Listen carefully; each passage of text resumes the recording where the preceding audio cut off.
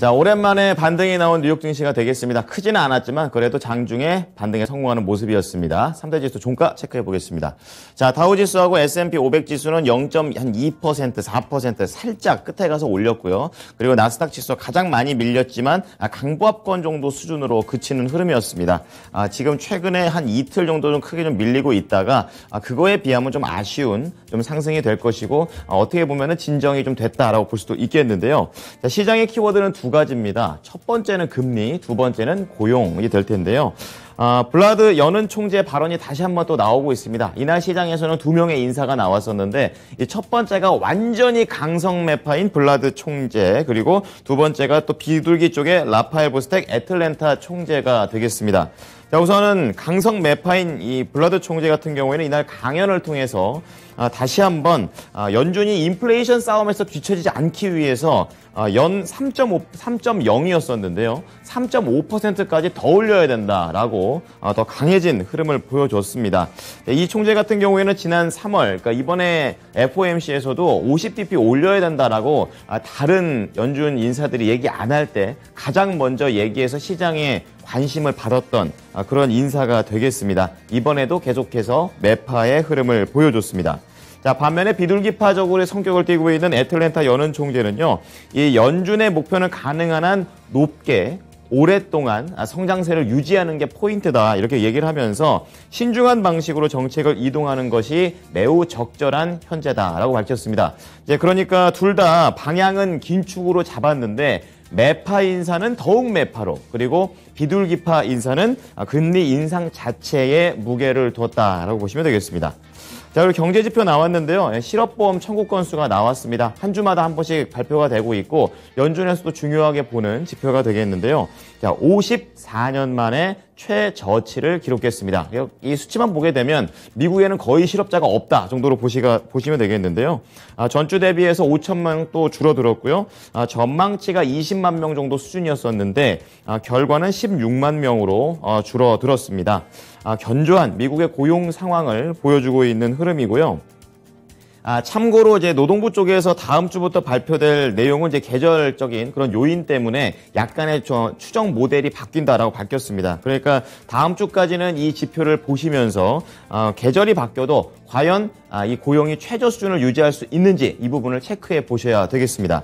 자, 마지막으로 전쟁 관련해서 살짝 추가적인 속보가 좀 나왔는데요. 미국 의회에서는 이 러시아의 무역지위 박탈, 그리고 러시아산 석유, 거기에다 가스 금지를 표결해서 상원에서는 통과시켰습니다. 그리고 유엔 쪽에서도 역시 러시아를 제외시키는 표결에 들어가 있다는 부분 말씀을 드립니다. 자, 이어서 섹터와 업종별 흐름 체크하겠습니다. 자, 0.4% 약간 올랐습니다.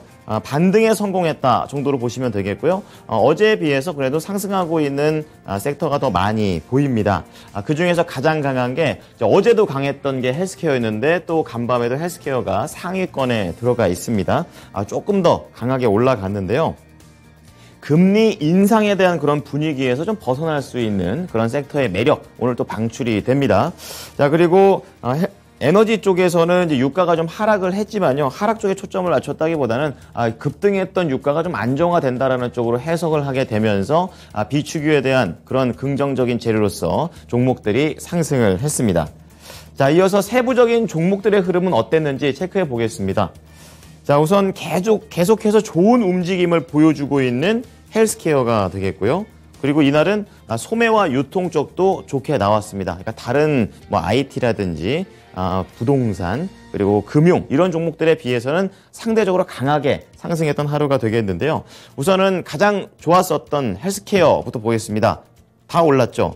그 가운데에서도 의료기기라든지 진단키트 관련된 종목들이 강하게 상승을 했습니다. 대표적으로 서머피셔가 있겠는데요. 4.2% 좀 상승을 했습니다. 새로운 라만 분광 분석기를 출시했다. 어렵죠.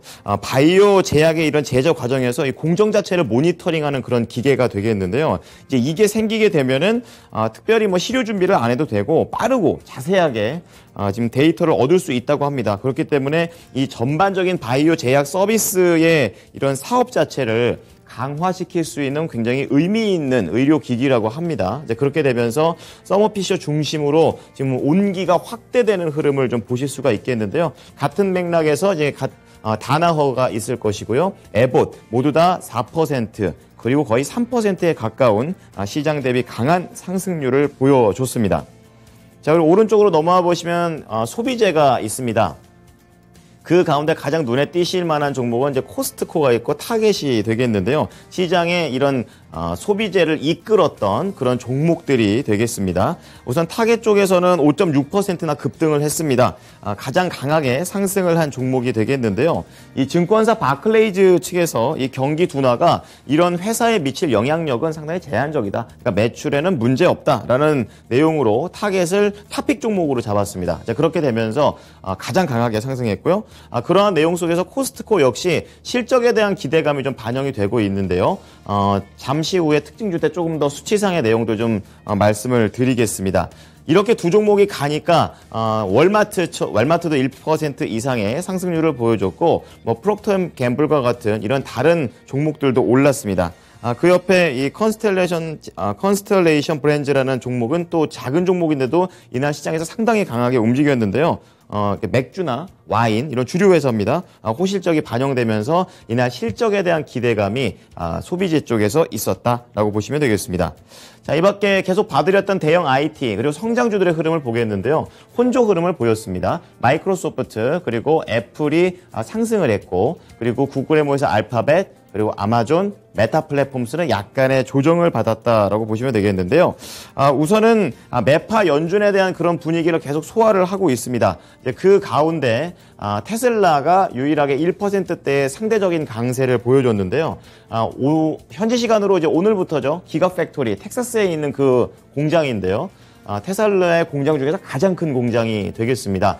오픈을 했다라는 그런 기대치가 좀 반영이 되어 있습니다. 독일에 이어서 텍사스까지 계속해서 공장을 오픈하고 있는 테슬라가 되겠고요. 그에 비해서 GM이나 포드는 약하게 움직였습니다.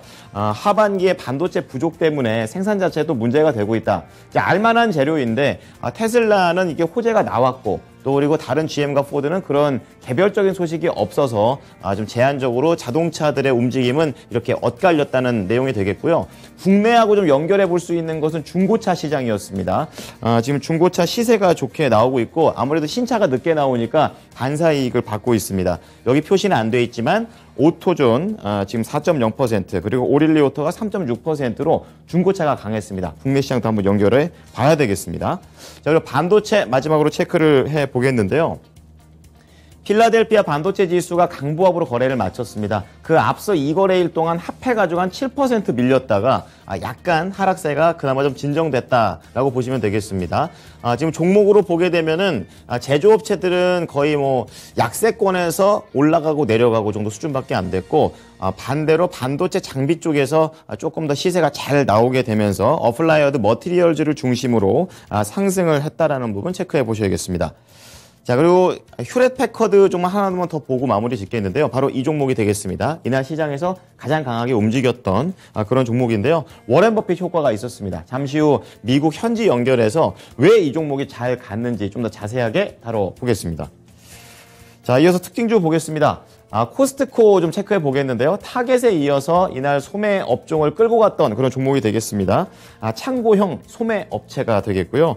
올해 3월 총 매출을 발표했는데 성장률이 17% 올랐고 순매출이 18% 올랐습니다. 그래서 220억 가깝게 220억 달러는 벌었다라는 내용이 나왔는데요.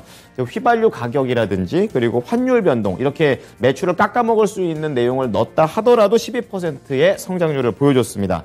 시장에서는 한 11% 상승하겠다 이랬는데 이 부분을 상회를 하게 되면서 긍정적인 모습을 보여줬습니다. 분위기 메이커 역할 제대로 하면서 4% 상승했습니다. 608달러의 종가를 기록했습니다. 자, 두 번째는 중국 증시 관련된 내용인데요. 이날 중국 증시가 전반적으로 또 밀렸습니다. 대표적으로 진둥닷컴, JD.com이라고 하는데요. 뉴욕 증시에 상장되어 있는 기술주 중에 하나가 되겠고 웹 서비스 하는 그런 회사입니다. 장중에 엄청나게 올라가면서 윗꼬리를 만들었다가 CEO가 사임했다라는 그런 내용에 따라서 쭉 밑으로 내려오면서 음봉 전환을 했습니다. 3.5% 하락했는데요. 이번에 이 CEO가 그만둔 게 또 정치적인 압박도 있다라는 그런 설들도 있습니다. 그런 내용이 나오게 되면서 전반적으로 진둥닷컴을 기준으로 뭐 알리바바가 3% 빠졌고요. 그리고 바이두 역시 3%대로 하락을 하게 되면서 뉴욕 증시에 있는 중국 기술주들 이날 약했습니다. 자, 다음 유럽 증시 체크해 보겠습니다. 지금 어제 이제 연준에서 의사록이 매파적인 기준을 보여주게 되면서 뉴욕 증시가 압박을 받았었습니다. 또 간밤에는 유럽 ECB에서도 의사록을 공개했는데 역시나 매파적으로 나오게 되면서 주요 증시들의 흐름이 약세 흐름을 보여줬습니다. 아무래도 지금 연준한테 먼저 맞은 다음에 두 번째로 맞아서 그런지 하락폭이 그렇게 크지는 않았는데요. 지금 독일 닥스와 프랑스 캬크 지수가 0.5% 살짝 넘겼고요. 영국의 푸츠백 지수가 0.4%대의 하락률을 보였습니다. 이날 ECB 의원들도 연준 의원들처럼 인플레이션이 문제다. 그러니까 좀 더 즉각적이고 추가적인 조치가 필요하다라는 관점을 보여줬습니다. 자, 마지막으로 상품 시장으로 정리해 보겠습니다. 자, 유가가 살짝 떨어졌습니다. 한 0.2%, 거의 뭐 안 움직였다라고 볼 수가 있겠는데요. 96달러 선 거래가 진행이 됐습니다. 지금 비축유와 관련된 이슈가 계속 작용을 하게 되면서 유가는 추가 상승이 없는 구간이 되겠고요. 그리고 구리 가격도 역시 약세 흐름을 보였습니다. 러시아 쪽에서 5월쯤 종전될 것 같다 이런 얘기가 나오게 되면서 원자재가 전반적으로 살짝 흔들리는 상승세가 약간 흔들리는 흐름 연출됐습니다. 그리고 안전자산 금값은 이제 피난처로서 또 해지로서의 그런 매력이 다시 한번 부각되면서 0.8% 상승세를 갖고요. 그리고 장단기 국채금리 수익률의 역전 현상은 이제 끝났습니다. 이제 그런 가운데 10년물 수익률은 1.6bp 살짝 오르면서 2.6%대에서 거래를 마쳤습니다. 자, 이어서 미국 현지 연결해 보겠습니다. SH인베스트먼트 김선영 연구원입니다. 연구원님 안녕하십니까? 예, 안녕하십니까? 네, 자, 뉴욕 증시 장중에 반등에 성공했습니다. 어떤 내용이 있었습니까?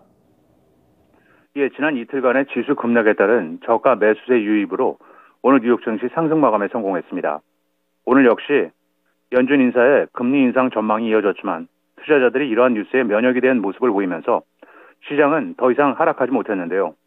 제임스 블러드 세인트 루이스 연방은행 총재는 통화정책 규칙으로 볼 때 연준은 기준금리를 약 3.5%까지 올릴 필요가 있다고 주장하고 있습니다. 그는 3월 FOMC 회의 당시 유일하게 50 베이시스 포인트 인상을 주장한 매파 인사로 현재 인플레이션이 예외적으로 높다면서 이것은 1970년대와 80년대 초 고인플레이션 당시 봤던 것과 견줄만 하다면서 연준이 현재 실제 인플레이션이 무엇인지 해석하는데 관대하더라도 기준금리는 현재보다 많이 올려야 할 것이라고 주장을 하고 있습니다. 한편 미국 상원이 러시아에 대한 최혜국 지위를 박탈하는 안을 가결했다는 소식인데요. 100명의 상원 의원은 만장일치로 러시아의 우크라이나 침략에 대한 제재로 러시아의 정상 무역 관계, 즉 NTR을 종료하는 법안을 통과시켰고 이것은 러시아의 최혜국 지위를 박탈하는 공식적인 절차로 미국 하원 역시 오늘 곧바로 해당 법안을 통과시킬 예정이며 상원은 또한 러시아산 수산물, 다이아몬드, 보드카 등 주요 상품에 대한 수입 통제를 명문화하는 법안도 통과시킬 예정으로 알려지고 있습니다. 이 같은 여러 불확실성에도 불구하고 고용 지표가 다소 호조를 보인 점이 스태그플레이션 우려를 낮추면서 금리 역전 형상을 낮추고 있는데요. 노동부에 따르면 지난 2일로 끝난 주간의 실업보험 청구자 수가 이 전주보다 5천 명이 감소한 16만 6천 명으로 시장 예상치였던 20만 명을 크게 밑돌면서 지난 1968년 이후 58년 만에 최저 수준을 보인 것으로 집계됐습니다. 변동성을 줄여 추세를 볼 수 있는 4주 이동평균 청구자 수는 이 전주보다 8천 명이 감소한 17만 명을 기록했던 가운데 한 주 이상 연속으로 실업보험을 청구한 사람의 수는 증가한 가운데 연속 실업보험 청구자 수가 152만 3천 명으로 전주보다 17,000 명이 증가했고 반면 지난 19일로 끝난 주까지 모든 프로그램에서 계속 혜택을 받는 사람의 수는 172만 3,024명으로 이 전주보다 52,806명이 감소한 것으로 나타나고 있습니다.